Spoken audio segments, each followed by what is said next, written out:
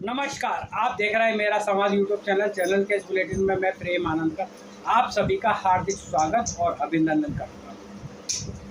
आज की सबसे बड़ी खबर, लोकसभा चुनाव के पहले चरण में राजस्थान में 25 लोकसभा सीटों में से 12 सीटों पर आज 19 अप्रैल को मतदान हुआ। अभी तक मिली जानकारी के अनुसार सभी 12 लोकसभा क्षेत्रों में मतदान पूरी तरह शांतिपूर्ण रहा। छुटपुट घटनाओं को छोड़कर कहीं से कोई बड़ी खबर नहीं मिली है।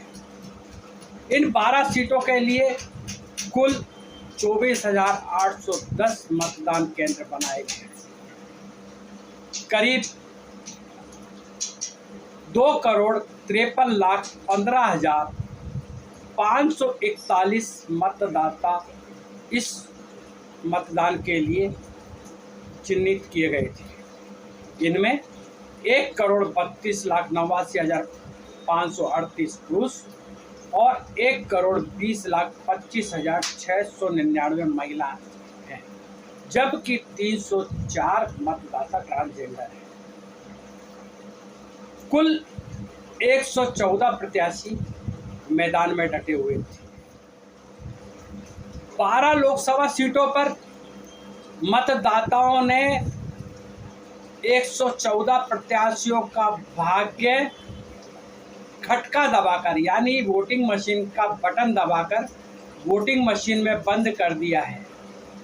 मतदाता ने किसके माथे पर राज तिलक किया है, यह तो 4 जून को पता चलेगा, लेकिन मतदाताओं ने प्रत्याशियों का भाग्य लिखकर वोटिंग मशीनों में बंद कर दिया गया है।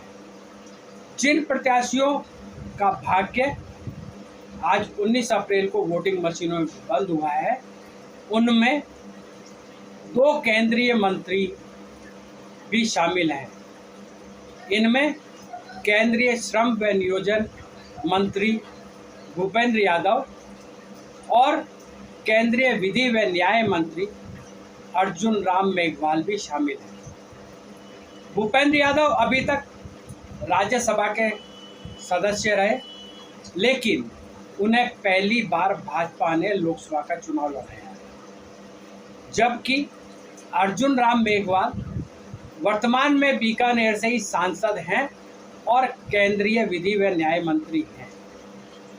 इसके अलावा राजस्थान के 2 व 3 पूर्व मंत्रियों ने भी सांसद के रूप में भाग्य आजमाया है और आरएलपी के सुप्रीमो हनुमान बेनीवाल भी इस चुनाव में मैदान में डटे हुए थे।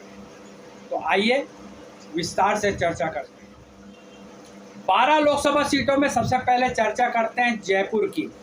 जयपुर में बीजेपी ने पहली बार श्रीमती मंजू शर्मा को चुनाव मैदान में उतारा है, जिनका मुकाबला राजस्थान के पूर्व परिवहन मंत्री प्रताप सिंह खाचरियावास से हो रहा है, जो कांग्रेस के उम्मीदवार हैं।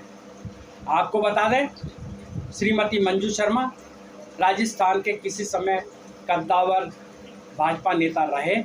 वे राजस्थान भाजपा के पूर्व प्रदेश अध्यक्ष भंवर लाल शर्मा की पुत्रवधू हैं, जबकि खाचरियावास राजस्थान विश्वविद्यालय के छात्र संघ के अध्यक्ष रह चुके हैं और पिछली कांग्रेस सरकार में परिवहन मंत्री थे।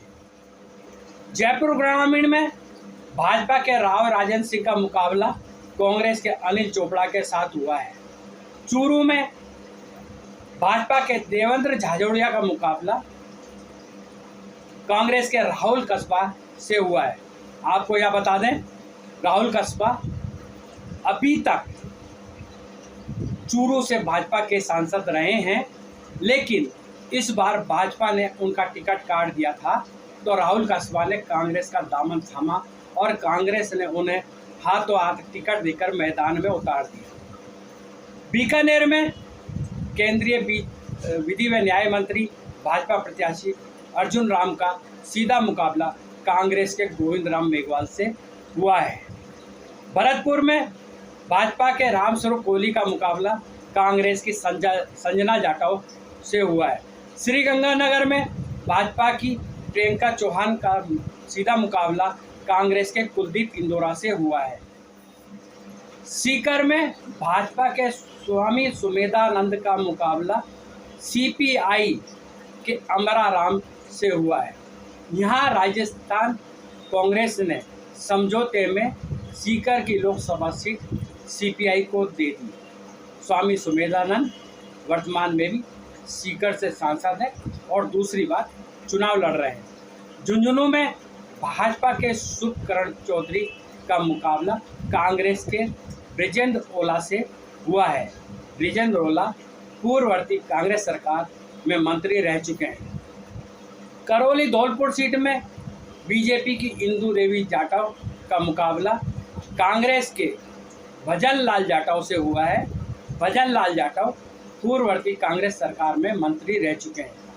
अलवर में केंद्रीय श्रम व नियोजन मंत्री भूपेंद्र यादव ने बीजेपी के चुनाव चिन्ह पर चुनाव लड़ा। उनका मुकाबला ललित यादव से हुआ है। भूपेंद्र यादव का यह पहला लोकसभा चुनाव है। आपको यह भी बता दें कि हालांकि भूपेंद्र यादव हरियाणा के रहने वाले हैं और उनका जन्म भी हरियाणा में ही हुआ है, लेकिन उनकी पूरी शिक्षा दीक्षा यानी पढ़ाई लिखाई और परवरिश अजमेर में हुई।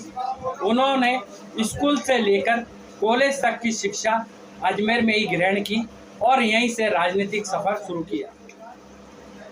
दौसा संसदीय सीट पर भाजपा के कन्हैयालाल मीणा का मुकाबला कांग्रेस के मुरारीलाल मीणा से हुआ है। आपको बता दें, दौसा संसदीय क्षेत्र मीणा बाहुल्य क्षेत्र है और अमूल तौर पे दोनों दल यहाँ से मीणा समाज के एक उम्मीदवार उतारते रहे, लेकिन दौसा से एक बार कांग्रेस के कद्दावर नेता सचिन पायलट भी सांसद रह चुके हैं। नागौर संसदीय क्षेत्र में भाजपा की ज्योति मिर्धा का मुकाबला आरएलपी के सुप्रीमो हनुराम बेनीवाल से हुआ है। ज्योति मिर्धा कांग्रेस छोड़कर भाजपा में आई है और हनुमान राम बेनीवाल नागौर से पहले सांसद रह चुके हैं।